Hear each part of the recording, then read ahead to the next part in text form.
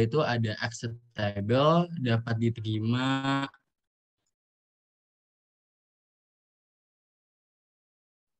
Kak Fahrul terlempar sepertinya ya Mbak Lenggo. Iya kayaknya ya. Sudah tidak ada di. Bang. Iya kan. Oh, sudah Ada. kembali. Masuk. Halo Kak Iya, Fahrul. maaf Kak. Jaringannya bermasalah Iya, ya Kak tadi Fahrul. sempat. Iya, Mau maaf ya aku Kak yang tadi jaringannya. share screen-nya atau Boleh ngaruh deh, nggak? Bu. Ngaruh nggak sih? Boleh dibantu ya Mbak Lenggo mungkin Oke. share screen-nya. Okay. Kak Fahrul, kalau jaringannya bermasalah, dimatikan saja videonya tidak apa. Kalau memang... Iya, enggak. Bismillah ya, Bu. Oke. Bismillah ya, Kak. Baik, silakan Kak, dilanjutkan. Ya, lanjut. Oke, jadi aku ingin sharing tentang pengalaman aku tentang pelayanan ramah remaja di klinik Proker PKBI. Oke, Kak, boleh di next. Jadi itu yang pertama Bentar. itu,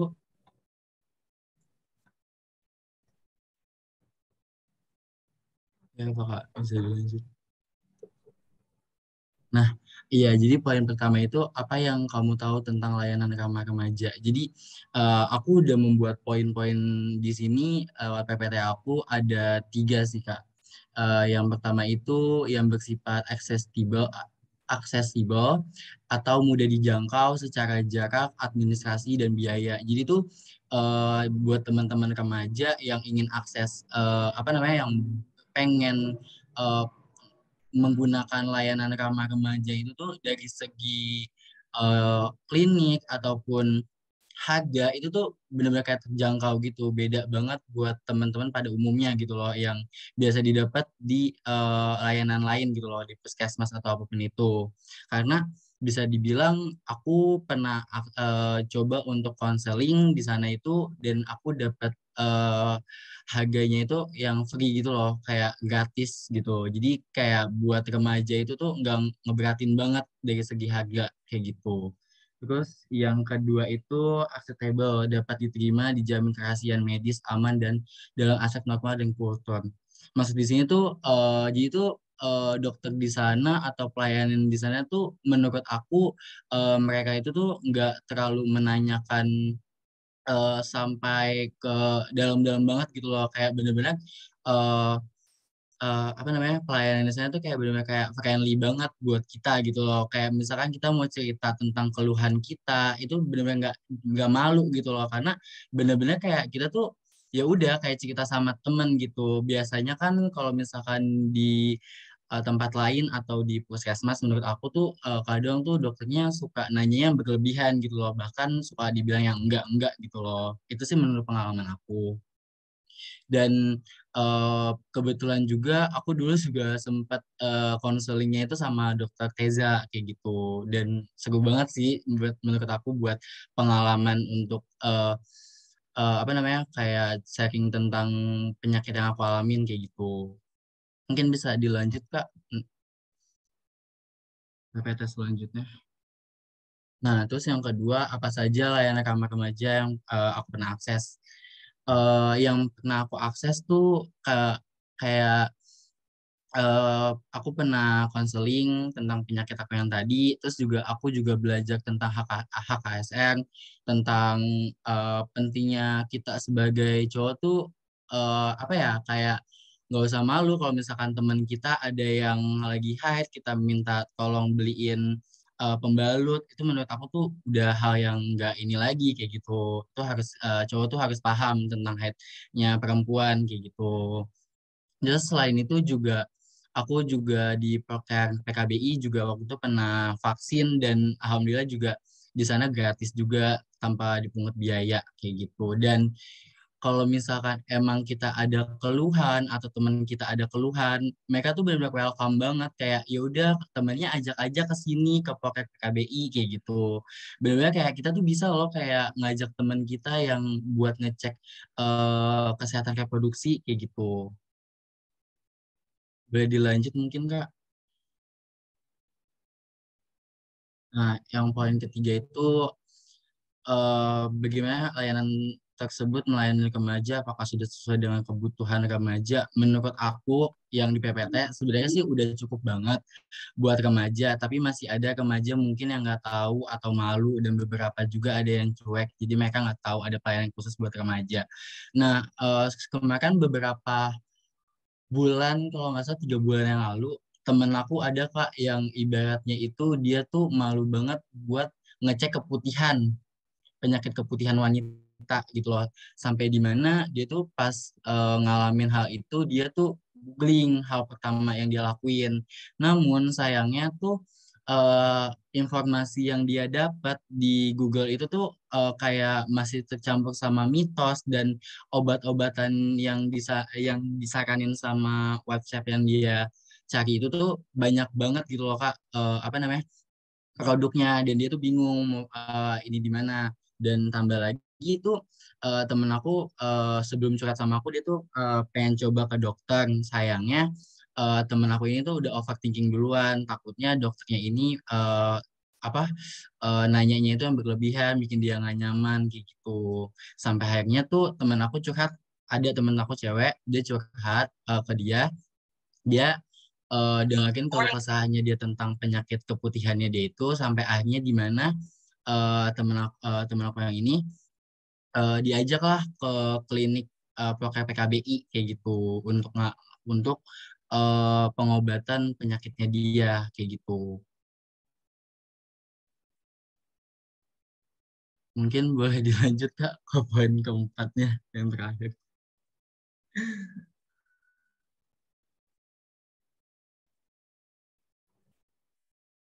Kayaknya habis ya. Udah habis ya? Gimana? Iya. Bentar. Oh, di sini Di slide apa di file aku sih cuma sampai cuman 3. 3 Kak.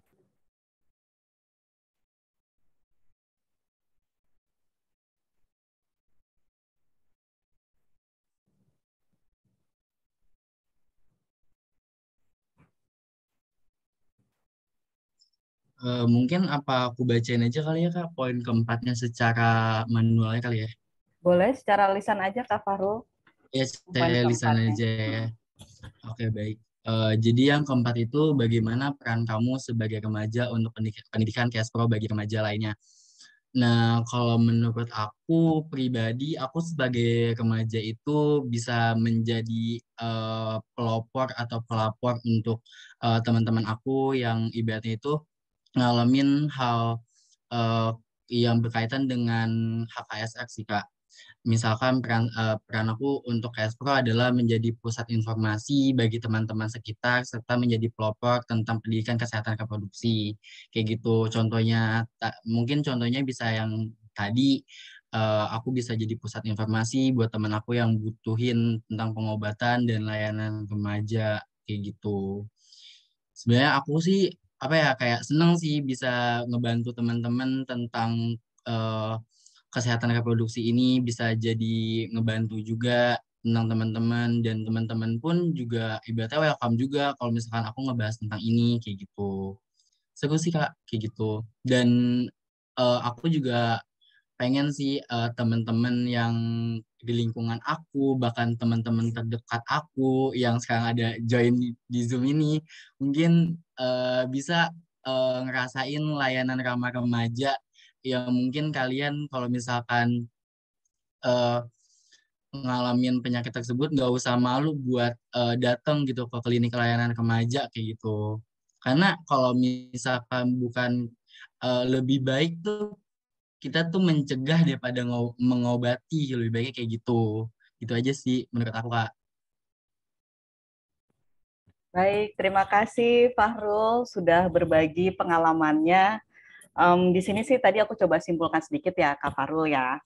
Jadi kalau misalkan tadi Kak Fahrul itu mencoba untuk mendefinisikan layanan ramah remaja itu ada 3 poin gitu yang harus tercakup di dalam layanan ramah remaja. Yang pertama itu tadi dibilang dia harus aksesibel, jadi mudah dijangkau secara biaya, secara lokasi gitu ya. terus kemudian acceptable gitu ya, bisa diterima gitu. Maksudnya bisa diterima adalah layanan tersebut mampu untuk menjamin kerahasiaan si klien gitu ya, si pasien gitu. Terus kemudian juga perasaan aman saat kita mengakses itu juga jadi kunci layanan yang ramah gitu terhadap remaja. Terus kemudian tadi dikatakan poin ketiga itu harus ada poin appropriate gitu ya. Jadi dia harus ditangani profesional atau tenaga kesehatan yang terlatih gitu. Dan tadi juga menarik gitu, saya dengar cerita tentang teman-teman dari Kak Fahrul juga yang masih juga diliputi prasangka gitu ya, mungkin ya layanan remajanya mungkin sudah ada gitu layanannya, tapi mungkin juga ada prasangka juga apakah layanan ini bisa untuk membuat kita bercerita dengan lebih luas gitu, leluasa gitu terkait dengan persoalan kesehatan reproduksi gitu, karena kan di secara kultur gitu, memang persoalan kesehatan reproduksi atau seksualitas itu kan masih tabu gitu untuk dibicarakan gitu, apalagi di teman-teman remaja gitu. Tadi Kak Fahrul juga menekankan bahwa memang masih perlu gitu untuk mendorong teman-teman remaja gitu untuk untuk punya kesadaran dalam mengakses layanan kesehatan gitu. Karena tadi diceritakan juga ada yang punya keluhan gitu masalah kesehatan gitu terkait dengan kesehatan reproduksinya gitu, tapi yang pertama kali dilakukan bukan kelayanan gitu, tapi malah mencari sendiri gitu di internet, dan itu bisa misleading dan berbahaya. Jadi itu yang tadi disampaikan oleh Kak Fahrul ya terkait pengalamannya. Mungkin teman-teman di sini yang sudah mulai ada pertanyaan gitu untuk Kak Fahrul, itu boleh silahkan dimasukkan di kolom chat atau nanti kita disimpan dulu, nanti kita ada sesi tanya jawab, nanti teman-teman bisa langsung raise hand dan menanyakan secara lisan langsung. Nah, sebelum ke sesi tanya jawab, kita masih ada satu narasumber lagi, yaitu Dokter Tessa Farida. Iya, saya perkenalkan dulu narasumber yang kedua, ini adalah Dr. Tessa Farida. Dr. Tessa ini merupakan lulusan dari Fakultas Kedokteran Universitas Hang Tuah. Saat ini Dr. Tessa itu menjabat dokter umum dan juga manajer klinik pada Procare Klinik di PKBI DKI Jakarta. Dan di tahun 2010 sampai 2012, Dr. Tessa itu menjabat sebagai dokter umum di Chelsea Skincare di Sidoarjo. Nah, kemudian juga di tahun 2012 sampai 2019, ini Dr. Tessa aktif terlibat sebagai tim emergency response dalam berbagai aktivitas kemanusiaan. Dan juga beliau aktif menjadi narasumber untuk isu Kespro, remaja, dan HIV dalam berbagai forum. Baik, saya rasa tidak perlu berlama-lama lagi. Saya mengundang Dr. Tessa. Halo Dr. Tessa. Halo Kak Nara. Halo. Sore. Silakan Dr. Tessa untuk paparannya. Oke, baik. Bisa minta tolong dibantu share screen dari situ Kak Nara? Oke, bentar ya. Bisa. Baik. Oke.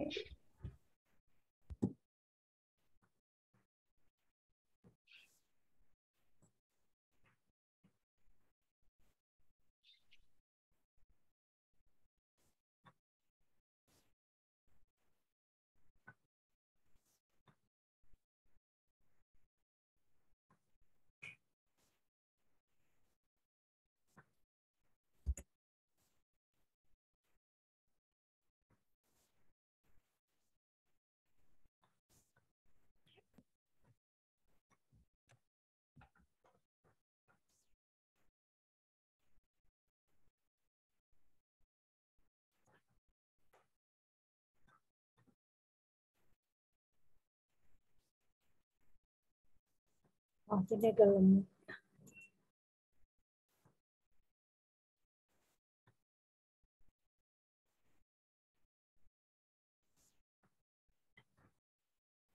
Silakan.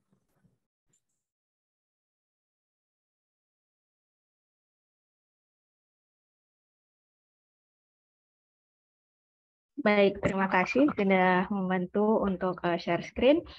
Terima kasih juga atas kesempatan yang diberikan kepada saya untuk berbagi terkait dengan layanan yang ramah remaja itu yang seperti apa sih.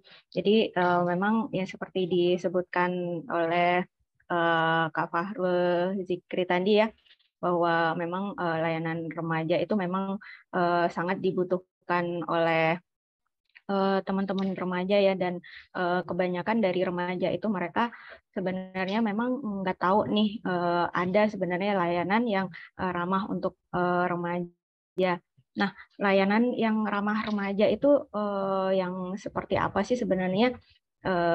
Bisa slide berikutnya. Jadi layanan ramah remaja itu meliputi dari kesehatan umum, termasuk di dalamnya layanan kesehatan seksual dan reproduksi, kemudian gizi, kemudian perkembangan yang telah disesuaikan dengan kebutuhan serta karakteristik dari kelompok usia remaja. Nah, usia remaja ini sebenarnya kan masa peralihan ya, tadi seperti yang disebutkan, masa peralihan dari anak-anak menuju ke dewasa ya. Dan di dalam masa peralihan itu terjadi banyak sekali proses tumbuh kembang, baik itu dari segi fisik, segi psikis maupun dari sisi emosional. Dan kita dalam memberikan layanan kepada remaja itu juga harus mengikuti atau mencakup 3 aspek dari tumbuh kembang remaja tersebut. Nah, kenapa juga remaja menghadapi resiko reproduksi dan seksual yang lebih besar nih dibanding dengan orang dewasa? Jadi yang pertama, remaja itu sebenarnya lebih beresiko ya secara umum atas seks yang tidak terlindungi. Kemudian remaja perempuan juga memiliki kemampuan nih sebenarnya yang lebih rendah untuk menolak tekanan maupun kekerasan seksual. Kemudian juga sebenarnya remaja juga yang hidup dalam kemiskinan, kemudian kelompok marginal, mereka ini rentan terhadap eksploitasi seksual. Kemudian juga angka dari remaja perempuan yang mencari layanan aborsi yang tidak terwakili secara proporsional karena sebagian mereka mendapatkan pelayanan aborsi yang tidak aman. Dan remaja perempuan ini karena alasan biologis dan budaya menjadi lebih rentan mereka untuk terkena IMS maupun HIV. Mungkin bisa slide selanjutnya. Kemudian mengapa akses remaja ke layanan kesehatan itu rendah? Jadi yang pertama itu adanya kebijakan nasional masih membatasi akses remaja untuk beberapa pelayanan kesehatan reproduksi dan seksual yang spesifik ya. Misalnya ini karena status perkawinan mereka ya. Jadi misalnya nih ada remaja terjadi kehamilan yang tidak diinginkan. Nah, pihak layanan kesehatan memberikan judgmental bahwa yang boleh memeriksakan kehamilan itu hanya yang statusnya sudah menikah saja. Nah, seperti itu. Jadi layanan yang ada itu menjadi ditakutkan oleh si remaja ini. Kemudian yang kedua, jam operasional pusat pelayanan yang tidak sesuai ya. Banyak remaja-remaja sekolah, mereka biasanya kan pulangnya jam 2 atau jam 3, sedangkan di layanan kesehatan mereka tutup layanan, tutup di loketnya itu jam 12. Nah, akhirnya si remaja ini nggak bisa terlayani. Kemudian biaya pelayanan yang kurang terjangkau oleh si remaja ini, gitu ya. Jadi mereka si remaja ini kan nggak punya pendapatan untuk membiayai kesehatan mereka ya. Jadi mereka harus mengeluarkan uang banyak ketika mereka harus berobat. Nah, ini menjadi salah satu juga alasan mengapa remaja enggan mengakses juga. Kemudian juga pemahaman tentang kenapa sih penting mengakses pelayanan gitu. Jadi sebenarnya pelayanan kesehatan ini kan nggak hanya untuk remaja yang sakit aja, tapi ada juga remaja yang memang membutuhkan ini ya, usaha-usaha preventif atau usaha pencegahan ya sebelum terjadi sakit. Nah, ini juga diperlukan. Kemudian remaja juga nggak tahu nih jenis pelayanan apa aja yang ada di pusat layanan kesehatan tersebut. Oke, slide berikutnya.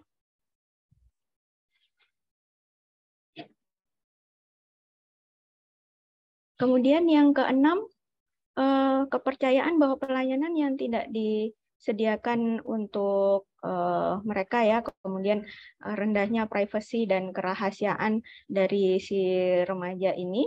Kemudian yang kedelapan, merasa bahwa staf pelayanan suka menghujat dan menghakimi ya, misal tadi ya remaja yang hamil atau remaja membutuhkan layanan yang bukan untuk remaja. Nah, ini mereka menghakimi ya. Kemudian merasa takut dengan prosedur medis ya. Jadi mereka takut akan tindakan-tindakan yang akan dilakukan oleh dokter atau tenaga paramedis lainnya. Kemudian remaja merasa malu nih dengan kebutuhan kunjungan mereka. Nah, ini misalnya jika ada beberapa remaja yang mereka misal sudah berhubungan seksual aktif dan mereka rentan sekali untuk terkena infeksi menular seksual atau kekerasan seksual. Nah, ini mereka enggan menceritakan ke tenaga medis ya, karena mereka masih belum tahu sebenarnya bahwa layanan yang ramah remaja itu seperti apa. Kemudian yang ke-11 adalah mereka takut jika harus didampingi oleh orang tua. Nah, di sini ada beberapa hal yang memang remaja itu memang harus didampingi oleh orang tua, tapi ada beberapa kasus juga yang remaja itu mereka mempunyai hak tersendiri untuk mereka menentukan otorisasi dirinya untuk mereka mendapatkan layanan kesehatan. Jadi mereka nggak pengen nih didampingi oleh orang tuanya. Kemudian berikutnya,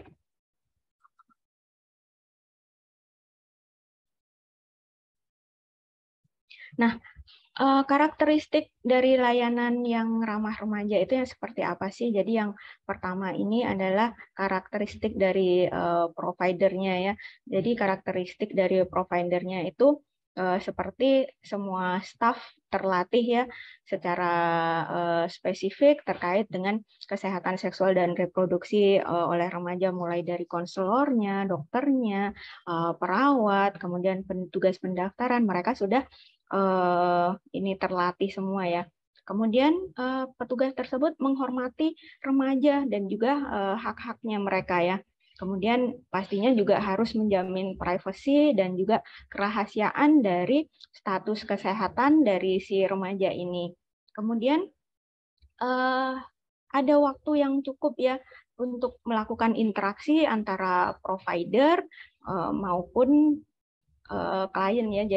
Jadi nggak diburu-buru gitu ya. Misalnya kayak di layanan kesehatan yang pasiennya banyak banget kayak gitu. Jadi sakitnya apa kayak gitu. Oh, udah kasih obat ini aja. Nah, remaja itu sebenarnya mereka pengen didengarkan ya. Jadi kita mempunyai waktu yang cukup untuk berinteraksi dengan remaja ini. Kemudian ada juga pendidik sebaya. Pendidik sebaya ini memang remaja-remaja yang dilatih untuk bisa melakukan konseling kepada teman sebayanya, karena beberapa remaja mereka juga lebih percaya kepada teman sebayanya daripada ke orang tuanya atau ke orang yang lebih dewasa. Makanya itu perlu juga disediakan pendidik sebaya. Kemudian yang kedua ini fasilitas kesehatan. Fasilitas kesehatan misalnya seperti ruang pelayanan yang menjaga privasi dari remaja ini. Jadi ketika mereka dilakukan konseling kayak gitu nggak ada orang yang lalu lalang atau mondar-mandir gitu. Jadi terjaga banget privasinya. Kemudian waktu pelayanan yang tepat, kemudian tadi yang seperti disebut oleh Pak Ruri Fikri tadi, lokasinya atau aksesnya mudah dijangkau, kemudian lingkungannya nyaman juga. Kemudian yang ketiga adalah rancangan dari program remaja ini. atau program dari layanan yang ramah remaja. Jadi ada keterlibatan remaja nih yang merancang dan memberikan feedback. Jadi remaja itu dilibatkan dalam proses desain, misal ruangan, layanan apa yang dibutuhkan oleh remaja, kemudian ketika layanan itu sudah berjalan, remaja juga diberikan kesempatan untuk memberikan feedback ya. Kemudian juga waktu tunggu yang singkat, kemudian biayanya juga terjangkau atau ada subsidi ya kalau misal klinik tersebut berbayar, jadi ada biaya khusus yang memang untuk remaja ya. Kemudian promosinya yang baik, baik itu melalui sosial media ataupun video atau flyer dan lain-lainnya. Kemudian jenis pelayanannya lengkap ya. Pelayanan lengkap ini pelayanan yang memang dibutuhkan oleh remaja ya, dan misal layanan itu nggak ada, nah kita bisa memberikan rujukan yang baik dan memastikan bahwa remaja itu mendapatkan pelayanan yang memang dibutuhkan oleh remaja di tempat yang kita rujuk tersebut gitu. Kemudian yang lainnya ini seperti tadi ya, saat ini kan banyak zamannya ini ya, zaman sosial media ya. Jadi kita bisa memberikan informasi serta edukasi kepada remaja-remaja ini melalui website, Instagram atau TikTok. Nah, biasanya mereka dengan video-video edukasi gitu, mereka lebih ngena daripada mereka membaca yang banyak kayak gitu ya.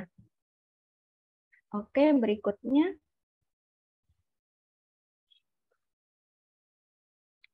Nah, menurut WHO, pelayanan kesehatan remaja ini harus mampu melakukan berarti pelayanan medis ya, mulai dari kalau remaja dibutuhkan kan pemeriksaan tinggi badan, berat badan, kemudian apakah ada faktor anemia atau tidak, kemudian layanan screening dan pencegahan fisik serta mentalnya, kemudian meningkatkan literasi kesehatan dan komitmen hidup sehat ya.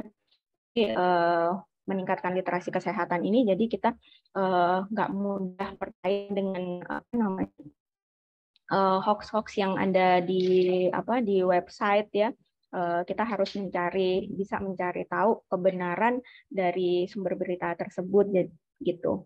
Kemudian meningkatkan ketangguhan atau resilience atau kemampuan melindungi diri dari resiko yang membahayakan kesehatan dan kesejahteraannya. Jadi remaja itu harus dia harus berdaya untuk melindungi diri mereka sendiri dan mereka bisa bertanggung jawab atas tubuh mereka. Kemudian pengelolaan perilaku yang beresiko. Nah, perilaku beresiko ini antara lain adalah penggunaan zat psikoaktif, kemudian merokok, kemudian aktivitas seksual yang beresiko, kemudian kekerasan, kemudian resiko cedera, dan resiko terkait dengan kesehatan jiwa. Oke, berikutnya. Nah, layanan ramah remaja ini ada di mana saja sih? Nah, sebenarnya layanan ramah remaja ini bisa dilakukan di layanan kesehatan primer ya, di mana layanan kesehatan primer itu dapat menyediakan layanan yang ramah remaja. Nah, sepanjang terdapat dukungan secara manajerial yang sesuai, sehingga terdapat sistem administrasi yang ramah untuk remaja ya.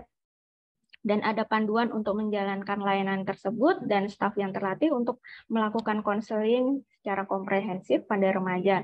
Seperti di puskesmas sekarang itu sudah banyak ya untuk klinik PKPR yang memang mereka sudah ramah untuk remaja. Kemudian juga ada beberapa klinik swasta seperti Proker Klinik PKBI DKI, kemudian ada klinik PKBI di beberapa daerah juga, dan ada beberapa klinik swasta juga yang memang mereka concern di kesehatan reproduksi untuk remaja.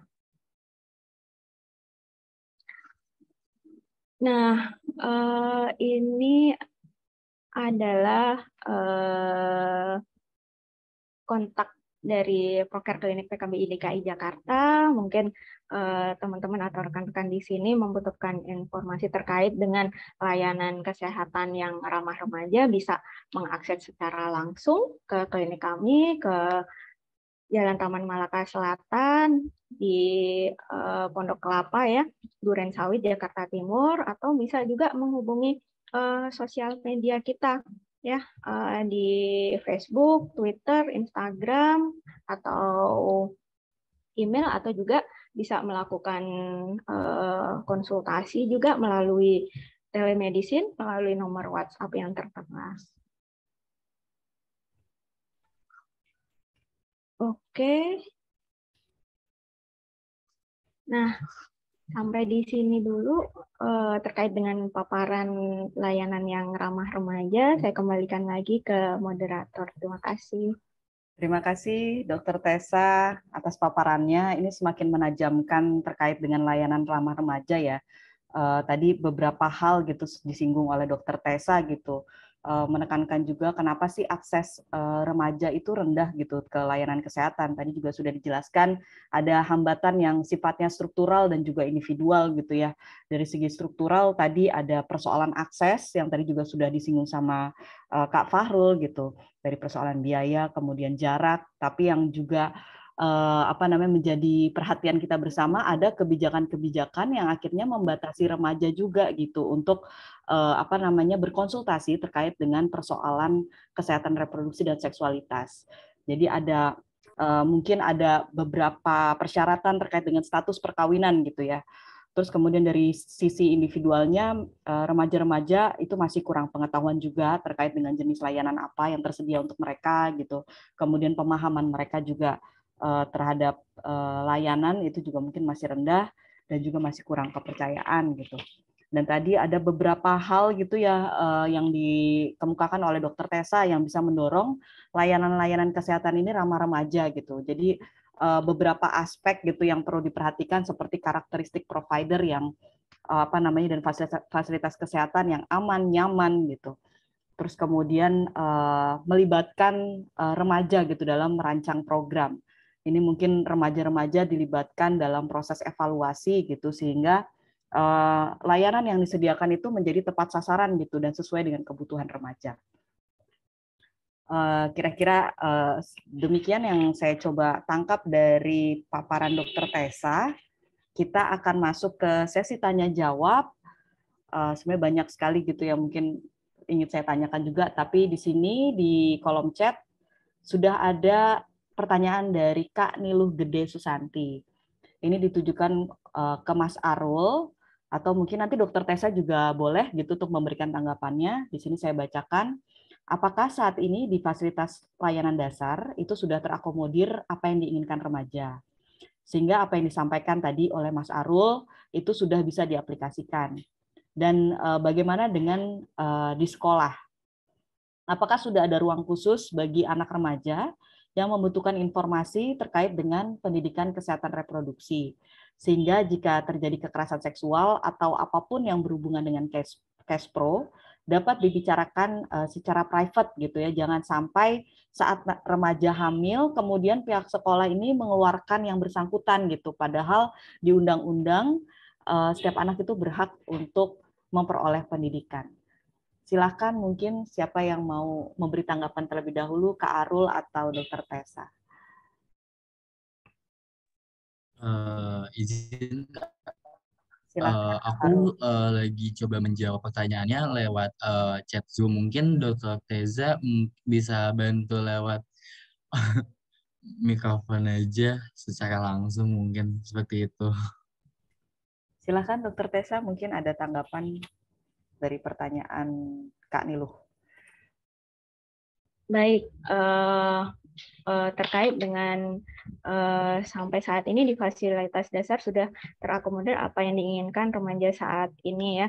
Nah, kalau untuk di ProCare Clinic sendiri, insya Allah kita sudah mengakomodir apa yang sudah menjadi kebutuhan dari remaja tersebut. Begitupun juga dengan di puskesmas ya, di puskesmas mereka juga diberikan kapasitasi semua providernya untuk memberikan layanan kesehatan reproduksi secara komprehensif kepada remaja, dan mereka harusnya sudah bisa mengaplikasikan ke dalam layanan yang ada di ini ya, di puskesmas atau di klinik swasta. Kemudian apakah sudah ada ruang khusus bagi anak remaja yang membutuhkan informasi terkait dengan kesehatan reproduksi? Nah, di sekolah-sekolah tersebut juga tentunya juga kalau dari PKBI sendiri kita juga sering memberikan informasi serta edukasi kepada remaja-remaja, baik itu remaja di sekolah maupun remaja di luar sekolah, terkait dengan kesehatan reproduksinya, kemudian resiko dari kesehatan reproduksinya, kemudian ketika mereka mengalami kekerasan seksual, ketika mereka mengalami kehamilan yang tidak diinginkan, mereka bisa melakukan ini ya, melakukan pemeriksaan, atau mereka bisa datang ke layanan kesehatan. Nanti layanan kesehatan itu akan mengarahkan, akan mendampingi si korban ini untuk mendapatkan layanan yang lebih lengkap. Misal apakah mereka membutuhkan bantuan hukum, apakah mereka membutuhkan layanan medis yang lebih lanjut, apakah mereka membutuhkan rumah aman. Nah, itu kami fasilitasi untuk itu. Nah, kemudian ketika remaja ini hamil, nah memang dalam undang-undang remaja tersebut tetap berhak untuk memperoleh pendidikan. Nah, oleh karena itu kita juga harus melakukan advokasi juga kepada sekolah, kepada guru-guru, bahwa ketika ada remaja yang hamil itu memang harus kita berikan ruang kepada mereka, kayak gitu ya, tidak membuli mereka, tidak melakukan judgement ke mereka, tidak mendiskriminasi kepada remaja yang hamil ini, gitu. Karena remaja perempuan yang hamil, kenapa remaja perempuan yang hamil ini yang mereka didiskriminasikan? Bagaimana dengan pelakunya? Pelaku dari misal sama-sama mereka remaja sekolah kayak gitu. Nah, apa yang dilakukan terhadap pelaku dari misal perkosaan yang sama-sama satu sekolah ini? Nah, itu juga harus ini ya, harus haknya mereka harus sama ya. Jangan yang diskriminasi yang hanya yang mereka hamil aja gitu. Nah, semua sebenarnya berhak mendapatkan pendidikan yang tepat ya, begitu. Baik, terima kasih Dr. Tessa. Ini juga Kak Fahrul sudah memberikan tanggapannya ya via chat. Kak Niluh, apakah sudah cukup menjawab dari dua narasumber kita? Iya, Mbak Nara. Iya, jadi kalau menurut saya begini, Mbak. Kebetulan saya posisinya ada di Papua. Dan ini menurut saya sangat menyedihkan sekali.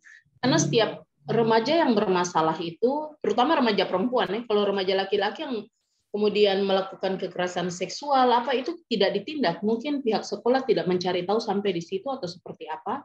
Tetapi yang terjadi, semua anak perempuan yang dinyatakan hamil, itu kemudian dilakukan langsung dikeluarkan, dan itu menjadi aturan untuk semua sekolah yang ada di Papua.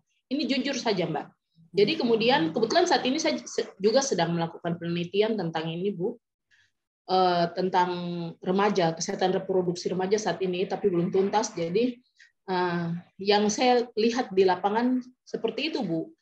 Kemudian yang seperti anak sekolah itu sewena-wena, artinya begini, coba ada pendidikan dulu, pendidikan paling tidak ada si siswa yang sedang hamil ini mungkin diberikan pendidikan atau diberikan pendekatan kepada orang tua, bagaimana caranya sebelum kita melakukan keputusan yang kemudian memberatkan mereka, yang nantinya masa depan mereka kemudian tidak bisa baik di negeri ini, karena rata-rata begitu mereka sudah tercap sebagai perempuan yang sudah melahirkan, itu kayak seakan-akan tidak mempunyai hak lagi di dalam dunia pendidikan. Itu yang sangat menyedihkan. Dan kemudian ruang-ruang khusus itu, sempat saya bertanya kepada pihak-pihak sekolah, ruang khusus itu mereka gabungkan dengan ruang usaha kesehatan sekolah. Sayang sekali, sehingga itu tidak bisa mengakomodir semua keluhan daripada remaja-remaja yang dengan terutama dalam tanda kutip bermasalah tentang kesehatan reproduksinya. Nah, ini yang mungkin menjadi perhatian, mungkin dengan acara-acara begini, mungkin ada suara-suara kita ini bisa diakomodir oleh pihak pemerintah supaya dipikirkan tentang apa yang terjadi di negeri kita seperti ini. Ini hal kecil, tetapi kemudian ini berpengaruh terhadap masa depan putra-putri kita. Mungkin seperti itu saja, Mbak. Oke, baik Kak Niluh. Terima kasih atas pengalamannya. Jadi tadi Kak Niluh menceritakan gitu tentang pengalamannya di Papua ya, terkait dengan ketidakadilan yang dialami oleh remaja perempuan gitu jika mereka mengalami kehamilan gitu. Dan ini menekankan juga tadi ya yang meng-highlight tentang hambatan struktural ya. Jadi ada aturan gitu di sana gitu kalau remaja perempuan hamil ini perlu dikeluarkan dari sekolah gitu. Dan dari cerita Kak Niluh ini saya mendapat memang kesan bahwa memang layanan ramah remaja ini masih banyak panjang gitu ya perjalanannya, PR-nya supaya bisa merata gitu, karena di Papua sendiri tadi seperti yang Kak Niluh ceritakan gitu, masih jauh sekali gitu dari kata ramah gitu ya. Dari segi keamanannya juga tidak ada fasilitas yang menjamin privasi dari remaja tersebut gitu. Nah, mungkin Dr. Tessa atau Kak Fahrul mau menanggapi?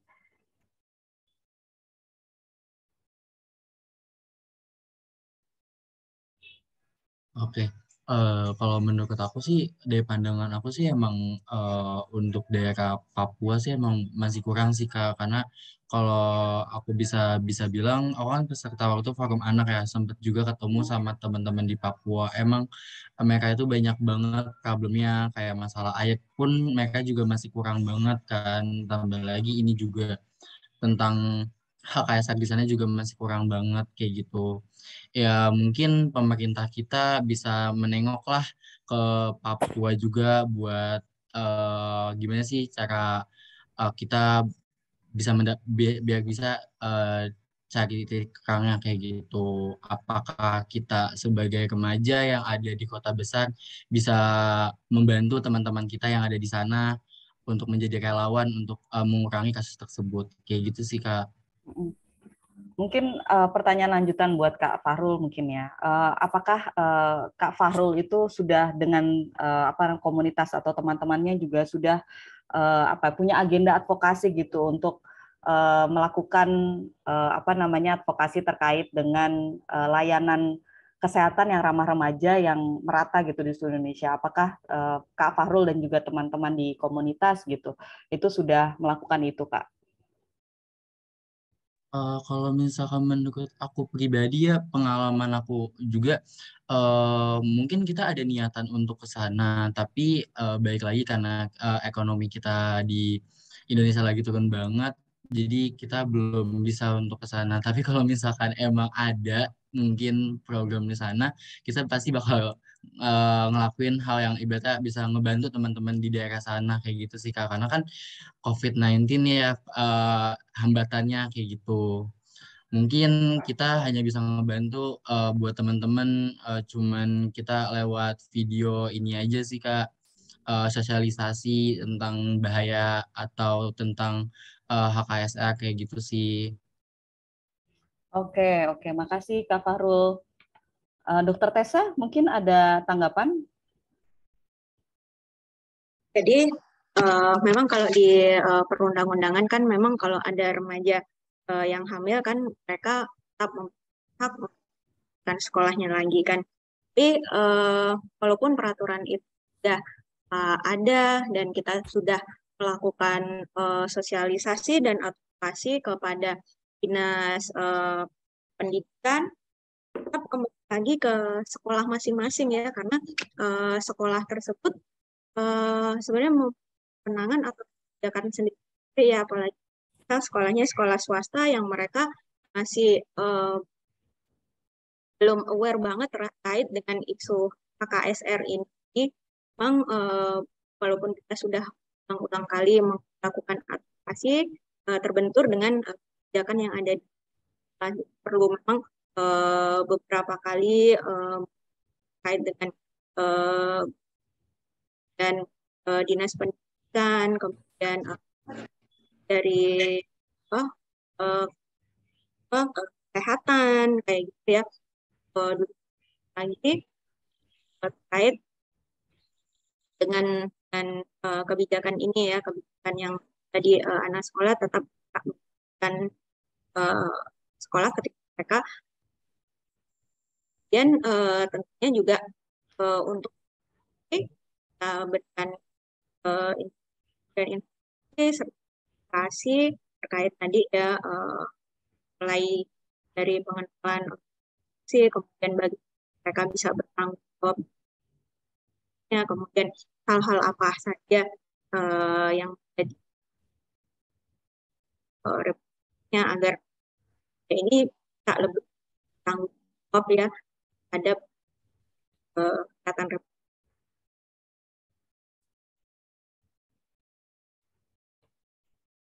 Oke, terima kasih Dokter Tessa atas tanggapannya.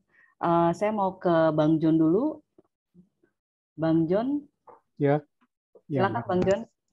Ya, tadi juga saya telat, tapi saya cukup dengar tentang bagaimana situasi di Papua tadi dari Ibu Santi gitu ya, bagaimana anak itu diusir dari sekolah karena mengalami kehamilan. Nah, ini hanya komentar aja sih kalau menurut saya. Misalnya kita bisa mendokumentasikan kasus-kasus yang ada di sana gitu ya. Karena kalau kita melakukan advokasi, kita nggak punya data, itu sulit gitu ya. Tapi kalau kita punya dokumentasi terkait itu Bu, terkait hal itu, nah itu kita bisa memberikan evidence ya bahwa memang benar-benar ada kasus-kasusnya seperti itu yang terjadi di Papua. Nah, sehingga ketika kita ke kementerian juga kan kita punya data itu, nah mungkin nanti intervensinya dari pusat itu bisa dilakukan. Itu saja mungkin dari saya sih untuk sedikit komentar. Terima kasih. Baik, terima kasih Bang John yang sudah memberikan tanggapan juga terkait dengan situasi di Papua yang disampaikan oleh Bu Santi. Bu Santi, ada yang mau disampaikan? Ya, saya setuju dengan Pak John, akan tetapi yang saya mau sampaikan untuk Republik ini, bahwa kalau kita harus menunggu data, kita harus menunggu data. Mereka bilang harus menunggu data, maka habislah anak-anak kita. Karena kebijakan di Papua itu mereka masih menganut patrialisme ya. Jadi sehingga kalau anak-anak laki-laki itu membuat masalah, itu masih dipertahankan. Sedangkan anak-anak perempuan sangat menyedihkan. Dan itu menjadi perhatian. Saya pikir kalau kita harus menunggu data, itu tidak mungkin pihak sekolah mencatat itu, karena nanti namanya jelek. Persoalannya begitu. Nanti namanya jelek. Sedangkan ini menjadi hak bagi anak perempuan. Jadi kalau kita bicara ini, kita bicara perempuan dan anak, kita juga harus perhatikan bahwa anak ini berjenis kelamin wanita, dan kemudian dia saat ini sedang dalam kondisi yang memang perlu ditolong. Jadi pihak pemerintah harus jemput bola dong, jangan menunggu data dari kita. Seperti itu kan bisa diketahui oleh bagian Kementerian Pendidikan bahwa yang masuk, artinya dari pihak Papua sendiri bisa melapor jumlah siswa yang masuk sekian, kemudian nanti lulus cuma sekian. Kira-kira yang sebanyak ini tuh pada kemana? Jangan sampai sekolah lari kepada itu, yang paling banyak tuh hamil itu. Nah, seperti itu. Nah, itu yang menjadi perhatian juga untuk pemerintah Republik Indonesia. Mungkin seperti itu, Mbak Nara. Terima kasih. Baik. Ya, mungkin saya tanggapi Bu ya. Terima kasih Bu Santi. Ya, mungkin tadi yang saya maksud itu mendokumentasikan, artinya kita tahu bahwa di sekolah ini berapa kasus gitu ya yang pernah mengalami itu, berapa anak yang mengalami hal-hal seperti itu, sehingga kita tahu, oh ada sekian kasus yang ada di sekolah-sekolah di Papua. Nah, kalau kita ada itu kan nanti kita mengkomunikasikan juga lebih bagus gitu ya, atau punya data, punya bukti, dibandingkan mungkin kita keluar-keluar nanti tapi kita dituntut mana datanya. Nah, sama aja bohong gitu kan ya. Jadi maksud saya mungkin tidak perlu misalnya by name, tapi jumlahnya, bahwa kasusnya terjadi tanggal sekian, kita ada dokumentasinya gitu, yang harus kita speak up ke mereka gitu ya. Mungkin itu yang saya maksud. Makasih tadi Bu Santi sudah merespon. Oke, baik. Terima kasih Bu Santi yang juga sudah menyampaikan situasi yang terjadi di Papua gitu. Ini juga mungkin catatan buat teman-teman di daerah lain gitu, supaya kita terus mendorong layanan kesehatan yang ramah bagi remaja secara merata gitu ya. Jadi tidak hanya di kota-kota besar gitu yang sudah ada layanan kesehatan bagi remaja yang ramah, tapi juga ini juga bisa dirasakan juga oleh teman-teman di daerah lainnya. Oke, baik. Karena waktunya sudah pukul 4, memang kita alokasi waktunya sejam untuk diskusi kultural ini. Saya tutup diskusi kultural kita pada sore hari ini. Tadi saya mungkin meringkas sedikit. Tadi kita sudah melihat paparan juga dari 2 narasumber. Di situ dikatakan terkait dengan apa saja yang perlu kita persiapkan supaya layanan kesehatan itu ramah remaja. Setidaknya ada 3 aspek gitu yang perlu diperhatikan, yaitu acceptable, accessible, kemudian appropriate gitu ya. Tapi dari diskusi kita di sore hari ini, rasanya kita perlu gitu untuk melakukan sosialisasi dan juga advokasi tanpa henti gitu mengenai hak kesehatan dan juga layanan kesehatan yang ramah akan remaja gitu, melihat layanan ramah remaja ini tidak dirasakan secara merata gitu di Indonesia gitu ya. Dan tadi juga ada masukan juga dan tanggapan dari Bang John gitu, sebaiknya juga advokasi yang kita lakukan ini juga didukung dengan dokumentasi terkait data-data mengenai kasus-kasus. Mungkin kita melihat ada kasus-kasus ketidakadilan yang dialami oleh remaja gitu mengenai hak kesehatannya. Ini juga bisa membantu dalam proses advokasi ke depannya. Mungkin sekian dari diskusi kultural pada sore hari ini. Saya ucapkan terima kasih sekali lagi untuk teman-teman yang sudah menyimak dan juga berpartisipasi di dalam diskusi sore hari ini. Saya kembalikan ke Mbak Lenggo. Silakan Mbak Lenggo. Ya, terima kasih banyak Kak Nara atas yang telah memfasilitasi diskusi kita siang hari ini, sore hari ini. Terima kasih juga untuk Kak Fahrul dan Dr. Teza yang sudah membagikan pengalamannya di siang hari ini. Mungkin mohon maaf bagi kakak-kakak dan rekan-rekan yang sudah hadir. Biasanya memang kita sampai jam 5, tapi kebetulan hari ini para narasumber hanya bisa available sampai jam 4, jadi kita mohon sampai di jam 4 dulu.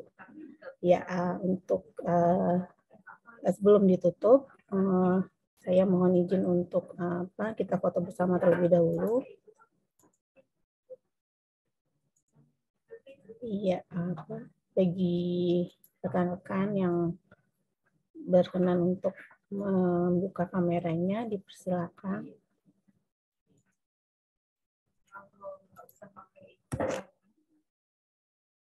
Ya, saya masih tunggu.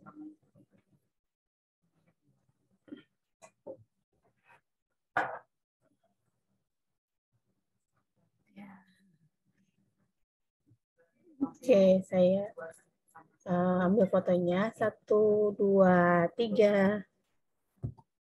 Oke. Ya, sekali lagi terima kasih untuk para narasumber, Kak Nara, dan rekan-rekan semua yang sudah menyempatkan hadir di sore hari ini. Sampai ketemu 2 minggu ke depan. Terima kasih. Terima kasih semuanya. Terima kasih Dr. Tessa dan Makasih narasumber. Kak, makasih Bu. Terima Kak kasih Kak Fadrul, terima kasih. Farul. Ya, izin live ya. Oke. Aku izin juga.